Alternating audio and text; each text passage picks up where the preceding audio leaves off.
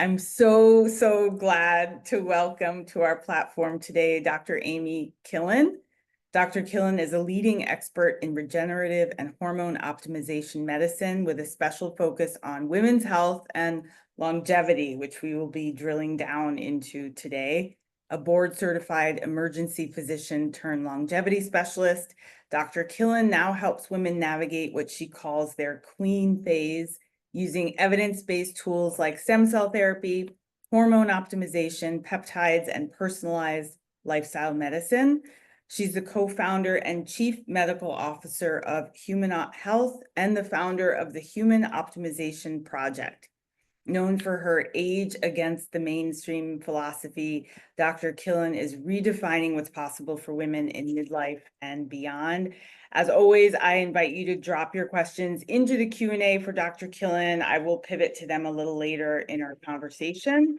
And just a quick note before we jump in, please do take advantage of today's code, which you just saw on the banner, Killen20 over at myalloy.com for $20 off your purchase. Just a little something to support you in getting started on your healthcare journey. Hello, Dr. Killen. So happy to have you here with us. Thank you for being here.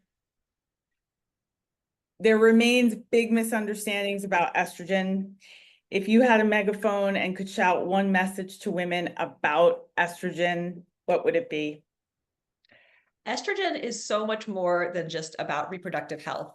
And I think that in a lot of our minds, estrogen is important for having babies, but we don't realize that estrogen is important for every major organ and organ system in our bodies.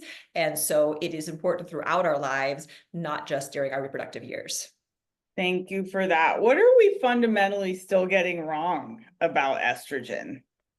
I think the biggest misconception that's still out there from the Women's Health Initiative is that estrogen causes breast cancer. That estrogen therapy causes breast cancer. And this is one of those things that it's a nuanced discussion for sure. But we know from the randomized controlled trials that it doesn't increase the risk of breast cancer. And so there's a lot of sort of small nuances to this, but that's the main thing that women are scared about when it comes to estrogen therapy right now, I think, still. Yeah.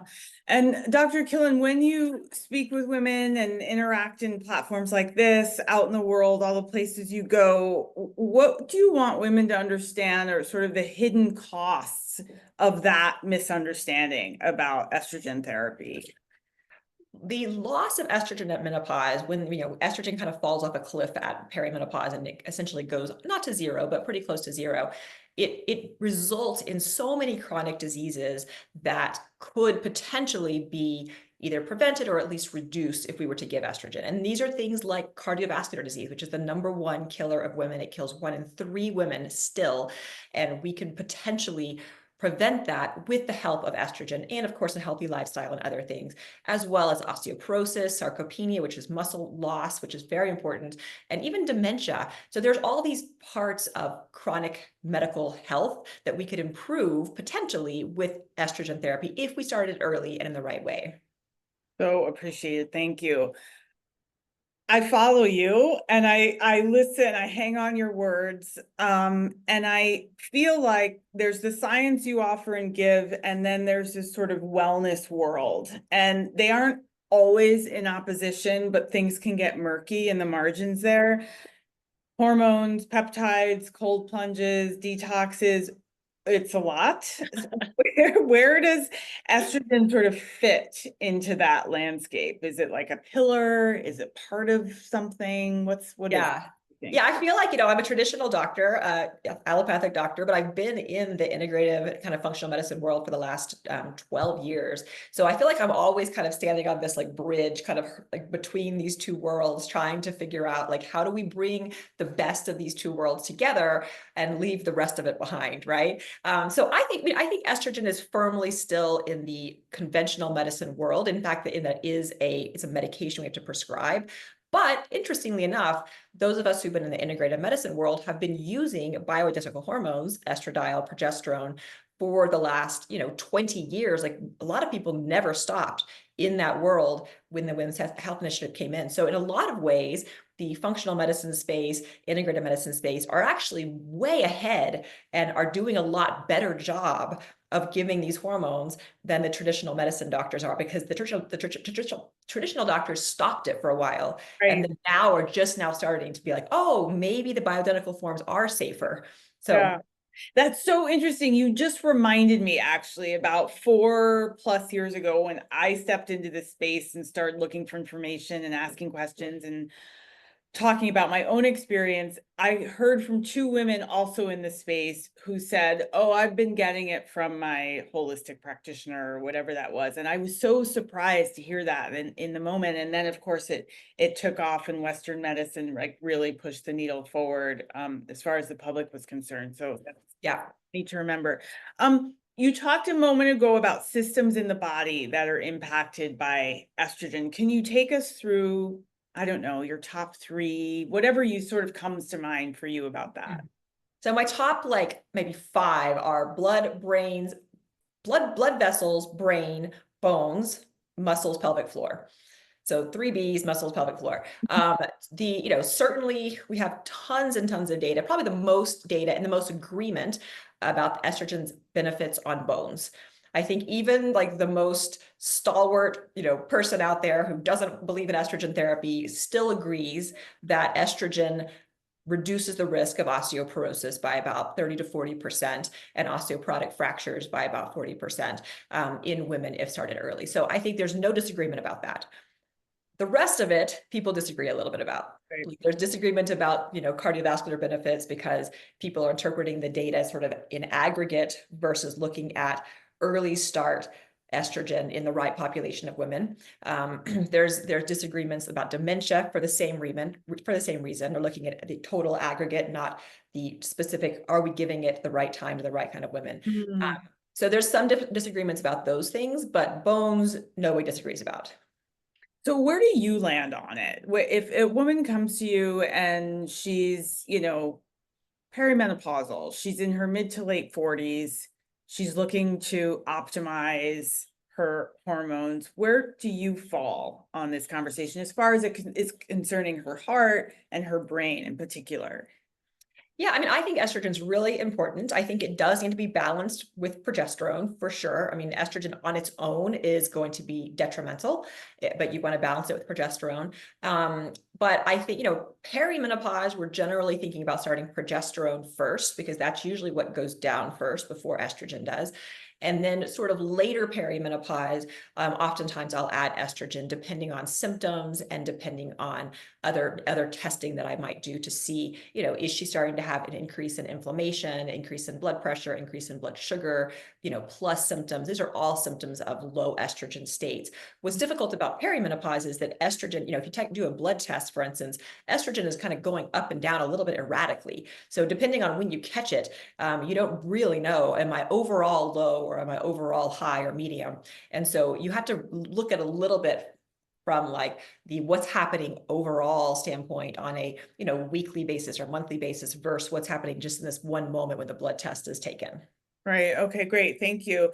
And can you talk a bit about what happens on the cellular level when estrogen declines? Yeah, I mean, estrogen, most cells in the body, not all of them, but most of them have receptors for estrogen. There's estrogen alpha, beta, as well as some other types of receptors. And they, depending on the tissue type, estrogen going to have a response. But in many ways, it is an anabolic hormone, which means it builds up the tissues, builds up the body, like builds up the bones, keeps them stronger, builds up the muscles. That's the reason why, in the breast tissue, we think of it as kind of building up the breast tissue or, proliferating it. So in the breast tissue, if you have unopposed estrogen for a long time, that can be a problem. Same thing with the uterus. But I think of it as estrogen as being like this anabolic building up, she's like a go-getter. Like she wants to make things bigger, bigger, better. So which is why you want to always be contrasting estrogen with progesterone, which is more about keeping things calm and organized and not letting it get out of control. And so you always want to have that as well as part of the mix. That's such a great sort of illustration of what estrogen does and wants to be in our bodies and systems. It sounds like to circle back to this longevity, that estrogen is, and correct me if I'm wrong, like a real foundational longevity tool. I think that estrogen is the billion-dollar longevity drug that we've been seeking for decades, but we already have, that costs us less than $30 a month. Amazing. Love that. Hard and fast. Okay, and then again, just to sort of go further down this longevity discussion, how does estrogen complement regenerative approaches like PRP or stem cells? And I do a lot of regenerative medicine. I use a lot of PRP and stem cells and exosomes and all of that for skin health, for scalp, for muscles, joints, whole body health. But you have to have a healthy system, a healthy foundation for those kinds of treatments to work. So, for instance, if I have someone who comes in and they're a smoker, I won't treat them with regenerative medicine, because if you don't have the fertile soil, it doesn't matter how many seeds you plant in that garden. And so estrogen is really helping to keep that soil fertile, to keep your entire body healthy and ready, kind of to be better. And I think that that's one of the things, it's not just estrogen, but estrogen, as well as all the other healthy practices that are out there, help you be ready for, if you want to add something next level, if you want to add regenerative medicine or, plasmapheresis or any of these kind of like longevity therapies that we have, then they're going to have a lot better chance of working, because you have that healthy system to begin with, that foundation.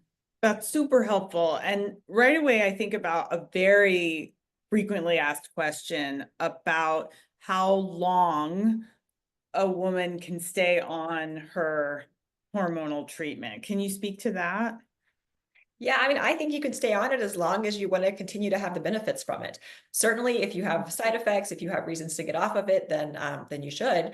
But there is no real good reason that you should be stopping these hormones if you're continuing to have the benefit. And the thing about it is, when you stop the hormones, I think of estrogen as being this kind of invisible shield that we have, right? Like, you have it when you're younger, you don't even realize it. It's protecting your brains and your bones, your blood vessels, and all these things. And then when you go through perimenopause and menopause, this shield dissolves, and all of a sudden you're without that protection. This is when we start to see atherosclerosis builds up in your blood vessels. You start to develop diabetes and visceral fat and all these things. So we want to make sure that we have that shield. So whether you take estrogen or whether you're just transitioning into menopause, once the shield is gone, once the estrogen's gone, then aging does start to really invade in force. And so, keep the shield up as long as you can, as far as I'm concerned. Oh, I love that. Thank you so much. Can we pivot to, excuse me, estrogen, sexual wellness, midlife vitality? How does estrogen affect sexual function and desire? So, when I think about I call it the sexual response snowman. There's kind of like these several tiers. On the top, you have desire or libido, like interest in having sex. In the middle is arousal, so like blood flow to the organs. And the bottom is orgasm. And so you have all these things. And estrogen is going to affect all of those things if you have them, in your body in general. So it's going to be helpful for libido, estrogen and testosterone both. Helpful for arousal, because estrogen actually causes the blood vessels to open up. Increases nitric oxide, so you get more blood flow into the genitalia if you have estrogen on board, which is needed for clitoral engorgement and lubrication and all the things that you want, and of course for orgasm. So estrogen on a systemic level, meaning that you're taking a patch or a pill, is going to be helpful for like libido and some of those other sort of pelvic floor benefits. But even just taking estrogen, vaginally, in a low dose, like vaginal estrogen, where it really stays mostly in the pelvic floor, is really beneficial for keeping all those tissues healthy and helping, to stay, to just improving all the other aspects of health, of health in terms of sexual health. So blood flow, the elastic vagina, the muscles, and all those things. So both forms of estrogen can be helpful. Great. And to the vaginal estrogen question, because I get this a lot as well, there's, I think, a misunderstanding. Again, so much of this discussion, maybe not for you, but for lay people like me, is like we're sort of entering the party, if you will, right? So, 4 years in for me, and I'm emphatic about telling women to get vaginal estrogen on their shelves, right? No matter what. But there's still So I'd love for you to speak to that and sort of why that's important, and also kind of like when you'd want to start using vaginal estrogen in particular. Yeah, I mean, I think that all women over the age of 45 or 50 should at least have a discussion with their doctors about starting low dose vaginal estrogen. And by low dose, we're talking about, 0.1 milligrams per dose, which is a much lower dose than you're taking if you're taking a pill or a patch or things like that, in terms of how much gets in your body. So very important for maintaining the health of your pelvic floor, which is not just about sexual function, although that's a big part of it. It's also about preventing urinary tract infections. It's also about preventing, urinary incontinence, where you have bladder leakage when you cough or sneeze and you can't get to the bathroom in time. It's about preventing, yeast infections. So the American Urological Association just came out with their new guidelines a couple of days ago on vaginal estrogen, and about how they did a big study with millions of women who had history of recurring UTIs, and they found, a huge, like 70% or more reduction in chronic UTIs just from using low dose vaginal estrogen. And I think that the confusion is low dose vaginal estrogen works mostly on the pelvic floor. So it's very, very safe. And we know it's safe even in breast cancer survivors.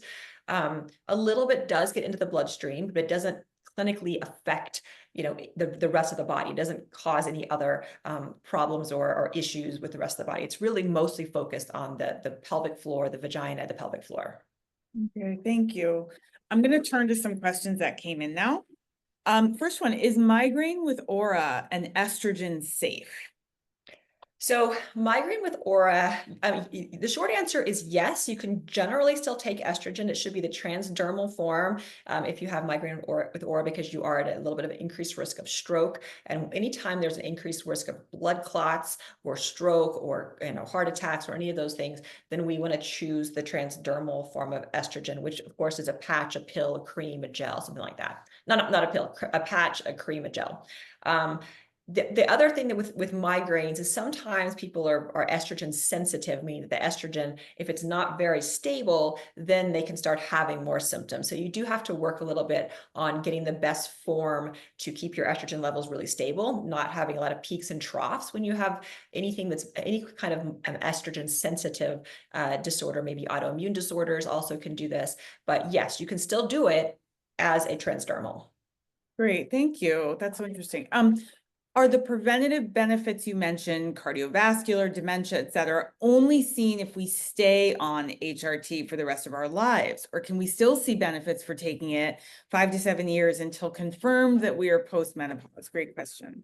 Yeah, great question. I mean, certainly you'll have benefits even if you're just doing it for 7 years, because if you think about it as when you have estrogen in your body, the estrogen is protecting, for instance, cardiovascular disease, protecting your blood vessels from acquiring atherosclerosis, right? It's protecting you from that plaque developing. So let's say you're on estrogen for 7 years.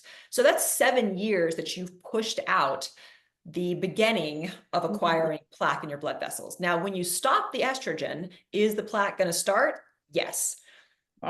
But you've pushed it out 7 years. So now instead of being, 60 when you have your first heart attack, maybe you're 67 when you have your first heart attack. But the reason that women have, we have heart disease develops about 10 years later than it does in men and women. And that's because we have the protection of estrogen up until about age 50. And men don't have that same kind of estrogen protection that we have. And just to sort of push out any fears, that's not to say you're guaranteed a heart attack. Oh, no, for sure. No.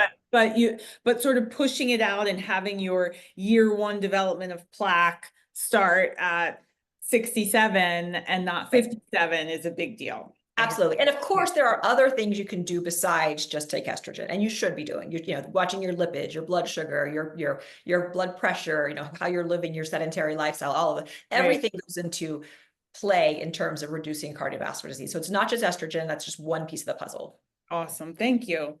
Is 7 years post-menopause safe to begin HRT? This is a big question. We get it. Can you speak about that? Yes. Yeah. So in general, we prefer to start estrogen within 10 years, I say 6 to 10 years of menopause onset, because you'll have the most benefits, at least from a cardiovascular standpoint, probably from a dementia standpoint, if you start estrogen earlier in menopause, within 6 to 10 years. It doesn't mean that you can't start it later. If you start it later than 10 years, I would definitely do a transdermal form versus an oral form.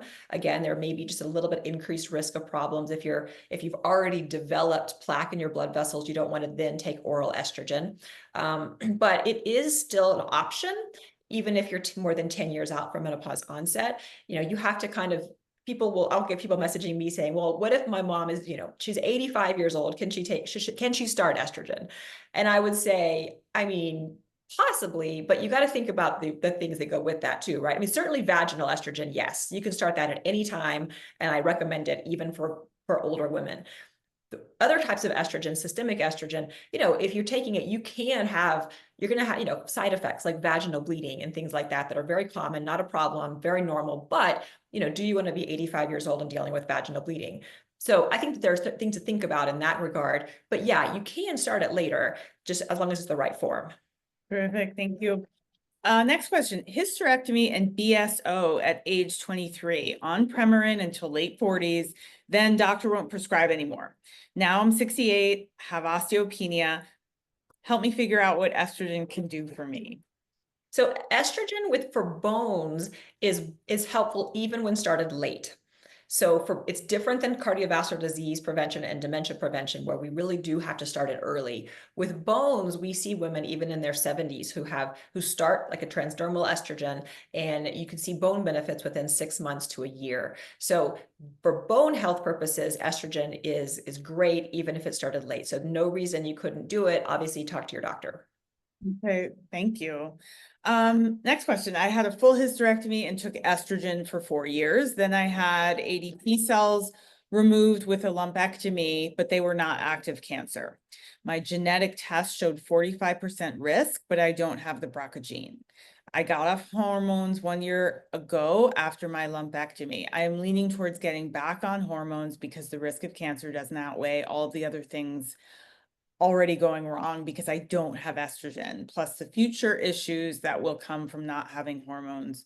What are your thoughts? And again, just to remind everybody, this isn't medical advice from Dr. Killen, so they are her thoughts and opinions. And have you dealt with this issue with other patients? Yeah, and I think that, what's difficult about cancer history, and even if you don't have a cancer history, risk of cancer, is you really do have to look at each patient individually, look at their risk tolerance, look at their family history, look at their risk of developing estrogen sensitive other issues. So for instance, what's your cardiovascular disease risk? What's your osteoporosis risk? So it's not even just about cancer risk. Like, you have to also look at what's the risk of not taking estrogen. And also how often are you going to get screened? Are you going to get your mammograms or ultrasounds or MRIs of your breasts, every year? So unfortunately, I can't say that I would definitely do it or definitely not do it. I think it's an option to take estrogen, but I think you have to have a very long discussion with your doctor if you have either a strong risk, personal risk, family risk of breast cancer, or family history doesn't mean you can't take estrogen. We'd give it all the time. It is not a contraindication, but certainly it's still worth a discussion of how are we going to be screening for cancer, what tests are we going to do, how vigilant are we going to be, because cancer is a problem, and certainly estrogen is related to breast cancer, even if estrogen therapy doesn't necessarily cause breast cancer. Terrific. Thank you. I love this next question about dosing, really, but this person asks, as far as oral estrogen in particular, but I'd love if you'd speak to all kinds, is it okay to take more than 2 milligrams a day? I love that question. Yeah. So unlike many doctors in this space, I'm actually a fan of oral estradiol. I think that the literature around it regarding cardiovascular disease prevention is much stronger than for transdermal estradiol, even though transdermal is safer in terms of, blood clot risk and things like that. So it's another discussion, but short answer is yes, it is possible and often very safe to take more than 2 milligrams of oral estradiol. I tend to look more at serum blood levels than I do at the dose of the actual estradiol. The pharmaceuticals don't make a dose higher than 2 milligrams, but that doesn't mean you can't take it. Usually I'm looking at, what is the serum estradiol? I kind of want it to be, in general, probably around 70 to 150, depending on kind of the person and symptoms and what I'm treating. But I use that more than I do the actual dosing of what you're taking.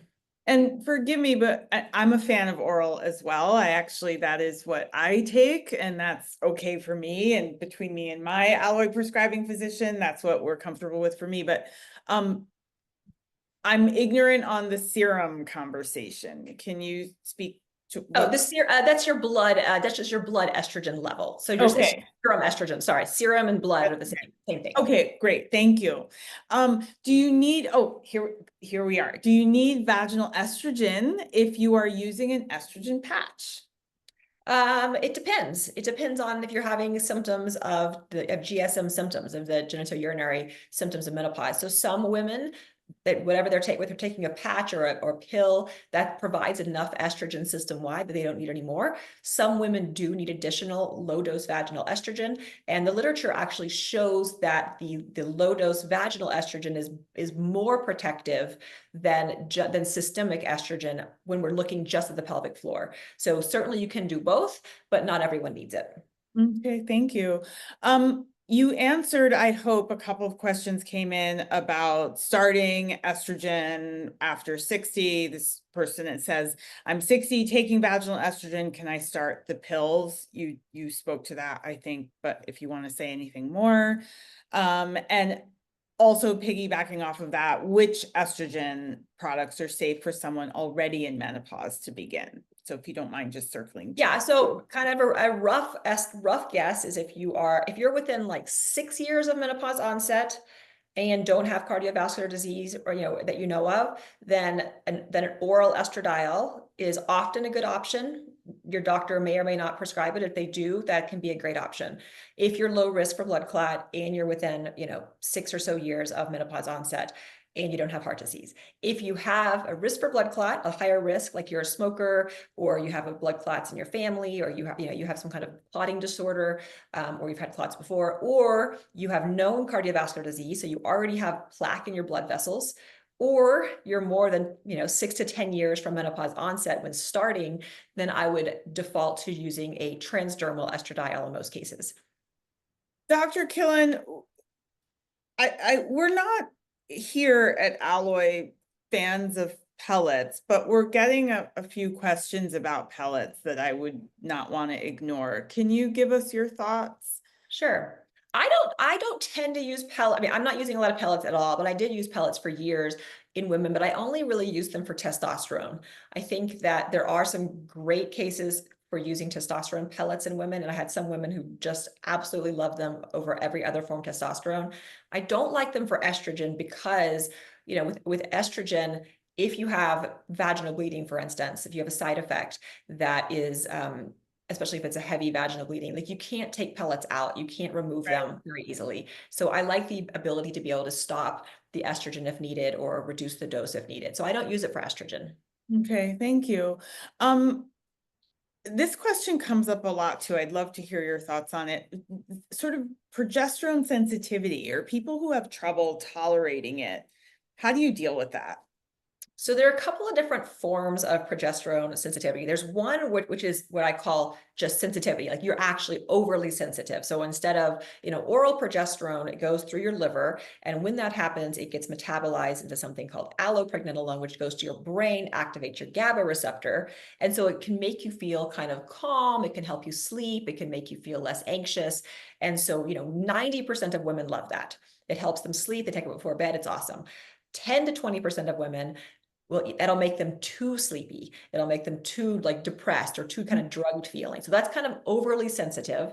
So that's one form. The other form of progesterone intolerance is what we call paradoxical progesterone response, where essentially you take the progesterone, but instead of making you feel calm and relaxed and sleepy, it causes the opposite. It causes you to feel wired and excited and you can't sleep and you're anxious. And that's actually an issue with the receptors in your brain.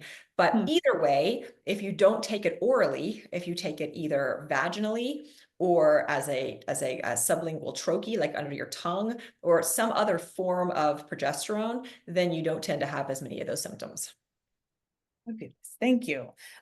Here's another question I really appreciate we got. If a postmenopausal woman doesn't have any symptoms, eating healthy, strength training, good bone density, good cardiovascular profile, should she still consider hormone replacement?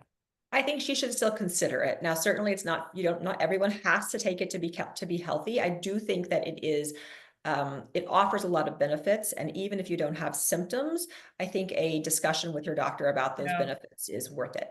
Yeah, great. I love that. Thank you. Can you talk about the pros and cons of the pills versus the patch versus the gel versus the spray? Okay, so I consider everything transdermal, I consider to be the same thing. So Okay. whether that's a patch, it's a gel, it could be a cream, like compounded, it could be a spray, like all of that goes through the skin. And that's, to me, that's all the same.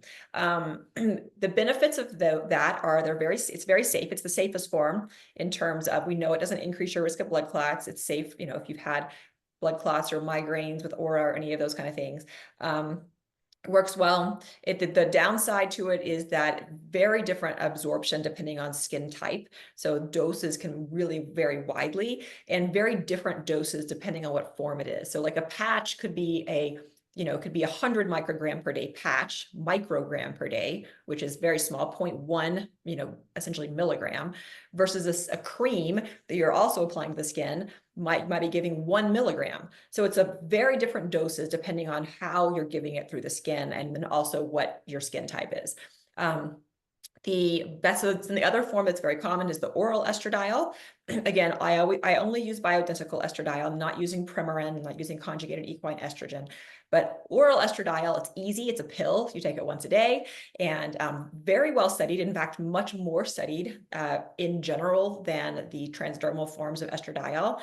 Much more evidence currently for oral estradiol in preventing cardiovascular disease. We have 3 randomized controlled trials that show that oral estradiol prevents or reduces the risk of cardiovascular disease. We have 0 randomized controlled trials that transdermal does that so far. Downside is it may increase blood clotting to a small degree, not as much as Premarin, but it might to a little bit. And just a lot of doctors don't like to give it because it does, go through the liver. And so some people think there's problems with that, which I don't really think there are. And then you can also do vaginal estrogen. If you do a high enough dose, then it can become systemic, meaning that you're putting it in your vagina, but the estrogen is going out throughout your entire body. And so you can do that. Most people who are using vaginal estrogen are using a very low dose, so it's mostly staying in the pelvic floor, though. Okay, thank you. I'm going to take a few more questions before I pivot back to another sort of bunch of questions for Dr. Killen, and then back to your questions. This one is interesting. I get anxiety whenever I use vaginal estrogen. Is there something I can do to counteract that? Will I get anxiety with transdermal as well? I'm not, I don't know why that would cause anxiety. It's really not causing, if it's a low dose vaginal estrogen, it shouldn't be increasing your serum, your blood estrogen levels by more than just a couple of points, essentially. Like, it shouldn't be causing a clinically significant change in your estrogen levels. But if for some reason you're super, super sensitive to estrogen, then I suspect that yes, any form of estrogen would probably cause the same symptoms. Okay, thank you. Can you talk more about troches? Yeah, so troches, I call them troches, or Troches. essentially sublingual. So it's like a little tablet thing that goes underneath your tongue and dissolves over the course of a few minutes. There's a rapidly dissolving tablets, and there's troches, and there's a few different forms of that. It is basically you're getting the estrogen or progesterone or testosterone into your bloodstream directly through the lymphatics versus swallowing it and going through your liver. So you do swallow some, but it's essentially a faster way to get it. It acts more like a transdermal than it does like a pill. So it's getting right into your bloodstream. These can be great options. The only problem is they have to be compounded, and so we don't have a lot of good like data in terms of what are their pharmacokinetics. Like, we don't have a lot of data in terms of like how quickly they get in your bloodstream. Usually it's pretty quick. How long they last, how often do you need to redose them, what kind of serum levels we can expect. So as long as you have a doctor who's following you closely, these can be good options, but you do want to have someone who's pretty involved. Okay. And how do you correct, excuse me, how do you determine the correct dosage of estrogen? This is an important question as well. Sort of what are you looking at to determine up or down? So when it comes to estrogen dosing, I'm looking at symptoms. How are you feeling? And I'm looking at your blood or serum blood levels in general. Some doctors will also use a third indication, which is like a urine, dried urine test, like a Dutch test. I don't use those, but that's another option. So, I'm looking at symptoms. Do you feel better? Do you feel worse? Are your breasts, aching and full, and your pelvic floor is hurting, and you're crying during, commercials? If so, maybe you have too much estrogen on board. Or we may have increased your level too quickly, or you don't have enough progesterone on board. That's the first thing. And then the second thing, I have a serum estradiol level that I'm kind of aiming for because I know in general what that range is that we see protection of bones and the cardiovascular system. And so I'm looking for that serum estradiol level, to be about 70 to 150 Right. picograms per ml. Okay. Dr. Killen, just pivoting sort of deeper into your specialties, your wheelhouse, your expertise on longevity medicine. I don't want to put you on the spot. You can only share as much as you can share, but we've sort of like tiptoed in and out of it as it relates to estrogen in particular, and sort of looking at holistic care in terms of estrogen. But as a longevity medicine expert, can you talk us through a little bit more? What would you want the layperson to know, sort of first step in, broad strokes on that? So longevity medicine to me it's about being very proactive, looking for diseases before they're there, looking for indications that maybe in 5 or 10 years, something is coming, it's on the horizon, and being very proactive about preventing those things. So one of the things that we do at Humanot, my clinic in Texas, is with every person who comes in, we do, a bunch of blood tests that are more, kind of more blood tests than your regular doctor might do. And then we also do other screening tests. Like we do a DEXA scan on every person who comes in. And I have a 28-year-old who has osteoporosis on a DEXA scan who had no idea. So we're looking for things like osteopenia, but before you actually get osteoporosis, we're looking for, changes in your blood sugar before you actually become pre-diabetic, because we can see those changes years before. So just from everything, kind of looking through a lens of, is this optimal for aging? Or is this just normal for someone her age? And so that's something that's, I think, very different than traditional medicine, this optimal versus normal idea. And then again, being proactive in terms of, treating the person to try to prevent future diseases and not just treating symptoms. So this is where use of things like estrogen, progesterone, testosterone come in. Like we don't always have symptoms of low hormones, although usually people have some symptoms, they just don't know it. But still considering some of these therapies, because we know that they can potentially prevent diseases in the future. Not to get into the weeds about your patient, but such a young person, was estrogen a first line of treatment for her, or would it be for someone? It could be, yeah. I mean, if you have someone who's not menstruating, and this is, common in young athletes, people who have eating disorders, people who have other problems, and they're not having periods, they don't realize that they also don't have very much estrogen. And so if you go very long without estrogen, then this, causes your bones to become weak pretty quickly. So yeah, estrogen certainly can be, but figuring out the root of the problem is the first question. Like, why are you not menstruating? Like, going deep on that and figuring out why that is, and trying to correct the whole thing, because you want to get people cycling again.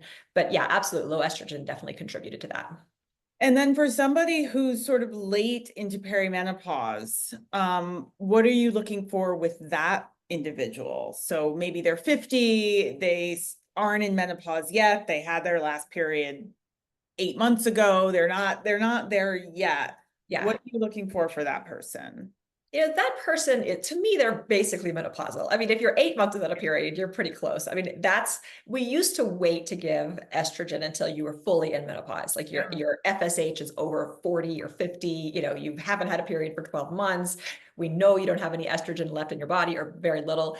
We used to wait until then, but we've since, I think, as a community, most of us have changed our prescribing pattern so that we're giving estrogen earlier, because we know that, for instance, bone loss we start seeing bone loss about 2 years before your last menstrual period.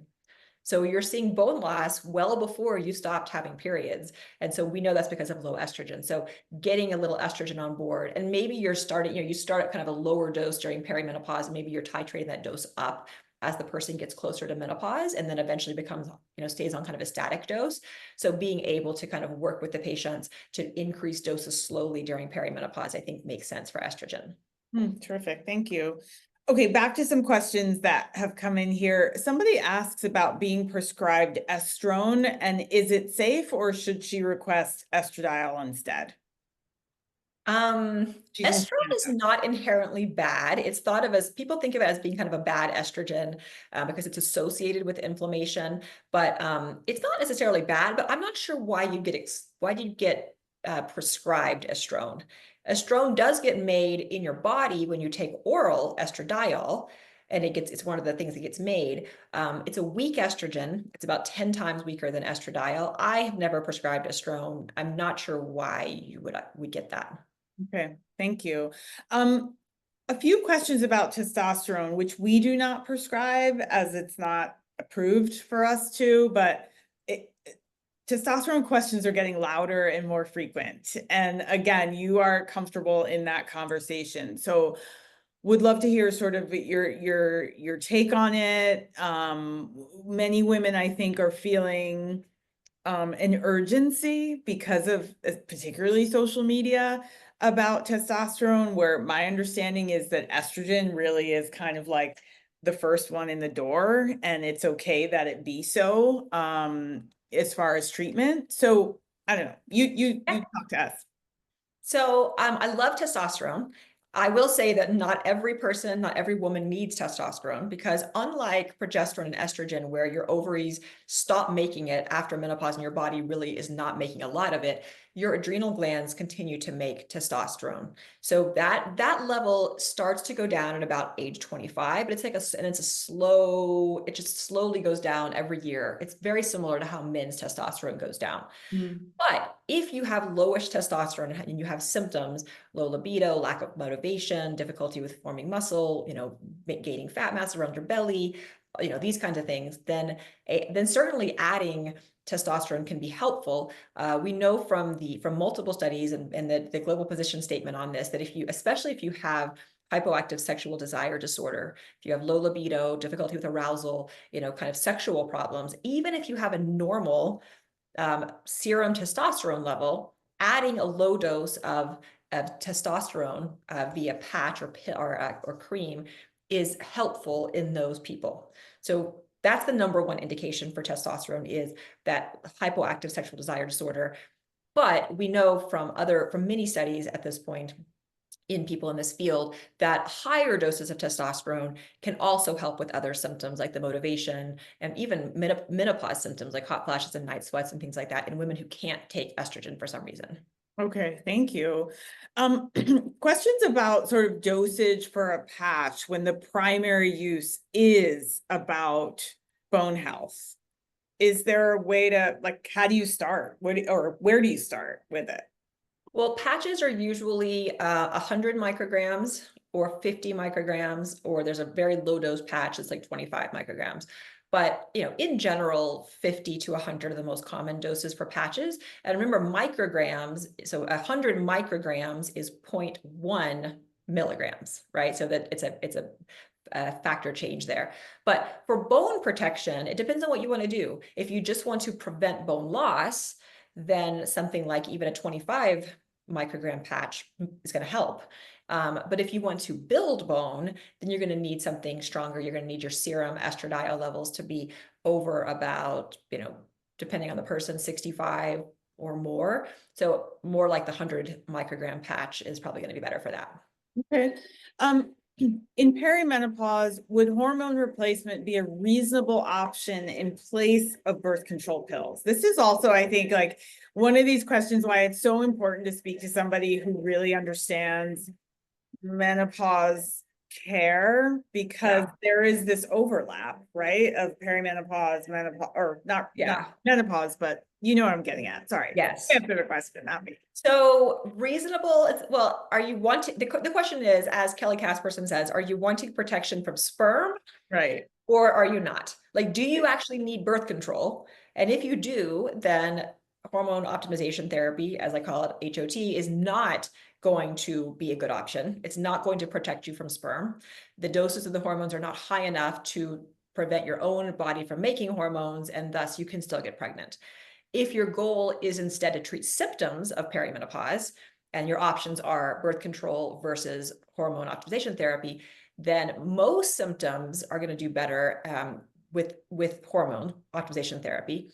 There are a couple of instances where birth control is maybe a better answer. Like if you're having severe vaginal bleeding that's not controlled with just progesterone, then birth control is a good option. So there's a couple of instances where birth control makes sense, but for the most part, I prefer to use hormone optimization therapy in menopause if we can. Great, thank you. Is progesterone required with vaginal estrogen? No. Okay. And what age should women start progesterone? This is interesting because maybe it's not so much about your age as it is so much about having a uterus. Well, it's about symptoms. And first of all, I think that progesterone, if you're gonna take estrogen, even if you don't have a uterus, I think you should be taking progesterone. Progesterone is it's a yin and yang. It's protective against all those proliferative, anabolic, excitable effects that estrogen has. Right. And Okay. so estrogen, I say she's like little Miss Extra, like she's like, "Ah!" And so progesterone is like the calming force that like keeps her under wraps and under control. So even if you have no uterus, I Oh, think progesterone is important. Generally, we start progesterone before we start estrogen, yeah. usually in perimenopause. And, it can depend, and a lot of it depends on symptoms. Like if you're having difficulty sleeping, if you're having like a lot of PMS symptoms, if you're feeling anxious, like a lot of these are kind of considered to be low progesterone symptoms. If you're having sore breasts, if you're having a lot of water weight gain, a lot of that can be low progesterone. So we start that generally in perimenopause, but you could be 35, you could be 45, you could be 48. I mean, it really depends on where you are in that spectrum. And take both together for as long as you are going to be taking hormones would be your Yeah, suggestion. so you start with progesterone, and maybe you do progesterone by itself, kind of like cyclically for a couple of years. Like if you're still having periods, usually you take progesterone just during the luteal phase, so during like day 14 to 28 or so. So you just take it, 2 weeks a month. Once periods stop, you could start taking it every day if you want. But then when you start taking estrogen, so you have estrogen and progesterone, then you would continue on both of those, yeah, indefinitely. Okay, great. This is a weird question, Dr. Killen, but so just forgive me the sort of pause and of what we're talking about, but there is like an ease and a conviction that you share this science about that I feel like if more people were paying closer attention, so much of their fears and anxieties around hormones would sort of would just like completely dissolve. And I wonder, for those who are sort of saying, look, I don't want to, or I can't, or I really am afraid, or certainly like the clap back, this isn't right, this isn't that we all see on social media sometimes. I'm wondering kind of like where your response is to any of that. I want every woman to feel like she has agency over her health decisions. And whether that is taking no medications, whether that is sitting on the couch and doing nothing, whether that is going full hog wild and taking all the things, like I want you to be able to do what you want to do. I do not think that I should determine what you do with your body. But I am here to offer education for people who want to learn more about what I believe is the best way to do things for a lot of people, but I don't think it's the only way for everyone. I love that. Thank you. I just thank you for that. I think you are just so easy about the information, and the information is so sound. And so your ability to kind of like meet that at the crossroads is always so spot on, and I appreciate it. Thanks. Thank you. Have you experienced weight gain, water retention, swelling with patients on, I'm not going to get this right, SLYND? I don't know what that is. It's a brand name of something. I don't know what that is. Okay, I'm But not I sure. can say that I mean, certainly you can have weight gain / swelling with both estrogen and progesterone when you start taking them. Estrogen specifically causes water retention. So it's one reason why it helps your skin. It keeps your skin hydrated, keeps it, able to hold on to water so that when you stop having estrogen, your skin starts to dry out and become crumbly and kind of old. That's water retention, but it can retain water in the rest of your body also. So it can make you gain a few pounds in water weight when you start taking it, especially if you go up too much in dose too quickly. Progesterone slows down your GI tract. So it makes you feel kind of bloated because your food is not moving through very quickly when you first start taking it. So you want to start all hormones pretty slowly and titrate them up. And oftentimes starting one at a time versus starting 3 hormones at once makes a lot of sense, because otherwise you're just really going to have more symptoms. Terrific, thank you. Excuse me, why do doctors prescribe applying the estrogen gel on different parts of the body? Why does that matter? The idea is that it's going to get better absorbed if you're kind of rotating it. If it stays in one spot all the time, then it may stop getting absorbed there as well. Our bodies do crazy things. Like if they can actually change, like your cells can change the number of receptors that they're showing you based on how frequently they're seeing a hormone.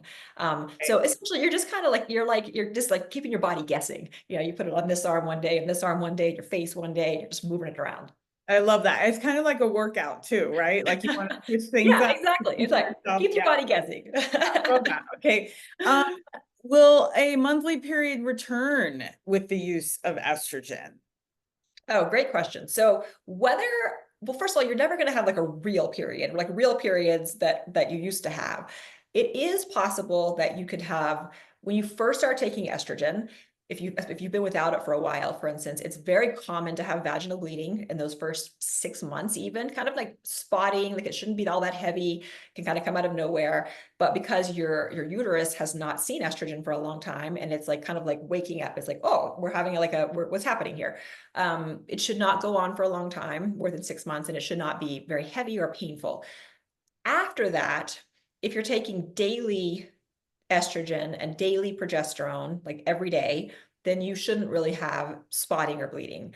If you're doing cycled progesterone, which some doctors do prefer cycled progesterone, where you take progesterone just 2 or 3 weeks out of the month and you take 1 or 2 weeks off, then you can have withdrawal bleeding during the time that you're not on the progesterone. Okay, thank you. This next question, I am, I guess, still having regular periods at 54. So I'm on a low dose birth control pill. When and why should I consider moving off into bioidentical hormones? Again, it comes back to whether or not you need birth control. So if you still need birth control and you don't want to do, any other form of birth control, then birth control pills will do that. But in general, I'm not a fan of being on birth control long term, if possible. I think we're learning more and more about kind of the harms of birth control when done long term. This does not apply for just a couple of years, and I was on birth control myself for 10 years or something. So I say this as someone who did it to myself, but we're learning that decades of birth control pills can increase your risk of breast cancer and cardiovascular disease and some of these other things. So a short-term use is not a big deal, but I don't like long-term use if we can avoid it. Okay, great, thank you. And just a few more, and then we're going to wrap up. If using a gel or cream, how careful does one need to be around my significant other or pets? You certainly can transfer any form that's put on your skin, whether it's testosterone or estrogen. So put it on your arm, put a t-shirt on. You can give it a couple of hours to dry before you're snuggling with your pets or your children. It's not going to be, I mean, if it's just occasionally to your spouse, it's not really going to be a big deal. But certainly if it's like you put it on every day and then you hug your husband for an hour, then yeah, I mean, he'll get it, and he may have some high estrogen symptoms. And to piggyback off of that, there are questions I receive with some frequency about vaginal estrogen cream and sex, intercourse after that. Can you speak to that? Yeah, have sex before you put your cream in. Okay, there it is, ladies. Great, thank you. I love I it. mean, it's not going to be dangerous for the guy. It's a low dose. It's not, men also have estrogen in their bodies. In fact, men at age 50, 55 have more estrogen in their bodies than women do at that same age if they're menopausal. They have higher estrogens than women do if they're not taking hormones. So estrogen is not going to kill a guy. Hearing But, that, everyone, yeah, so important. Thank you. if you really want to, if you're worried about it, then have sex first, put the estrogen in second. Great, thank you. Dr. Killen, you've worked with a lot of women over the years, and I'm just wondering, is there a story or a patient moment that has stayed with you where you really saw hormone therapy kind of change a life? One of my first patients, so I was an ER doctor for 10 years, and then I left emergency medicine in 2013. I opened a clinic in Portland, and one of my very first hormone patients there was this woman who came in, and I remember, I remember I was, at the time, I was like the front desk person. I was like everything. The entire clinic was me. I didn't have any staff. And she came in and she was so angry. She had to park in the garage, which was just a few floors down, but it like made her really pissed off. And she was yelling at me and screaming and like just so angry. And we had a discussion, but it was just like the worst hour of my life. She was so I sent her home with some hormones. I got her on some hormones. She was menopausal. I got her on estrogen and progesterone. And she came back 3 months later, and she was a different person. She came in like smiling and telling me how beautiful the day was outside. It was like Portland in the winter. It was not beautiful. How, how happy she was. And I mean, it was absolutely a different person. And that was the first time that I had seen like what a difference having these hormones can make. And, she stayed with me as long as I was there, because every time she came in, she was like, you changed my life, which, I love that so that's a much. pretty awesome feeling. I love it. I'm so glad I asked. Last, getting to the end here. What excites you most, I guess, about the future of women's health and longevity? I am excited about hoping to continue to get this information to more women and more doctors, because right now we know, less than 5% of women in the US who are over age 50 are currently taking hormone therapy. I think that this is the longevity drug that is hiding in plain sight that nobody knows about and nobody talks about. And so my mission really is to get more information out there to the people who need it so that we get this out to more women. Well, we're with you, Dr. Killen. Alloy, we are definitely in lockstep with that. Is there anything you think I've missed? Anything loud that I should give you a chance to school us about? I mean, I think the only other piece that when we've mentioned it is obviously hormones are part of the puzzle. They're a big part of the puzzle, but they're not the entire puzzle. And we always have to be doing all the foundational things on our own to stay healthy. The hormones are not going to get you to the gym, or, like they're not going to make you put the pie down. I do not have a perfect lifestyle. I'm struggling with everybody else out there, but the lifestyle piece is paramount. And the hormone piece is important. And just remember that the order of those things go in. Thank you so much, Dr. Amy Killen. You are just a treasure, and I love this hour with you. Thank you to everybody who came today for all of your wonderful questions, taking advantage of Dr. Killen's knowledge and expertise. This hour is spot on. I hope Thank you guys. another time. And yeah, thank you, everyone. Be well. Bye, Dr. Killen. Bye.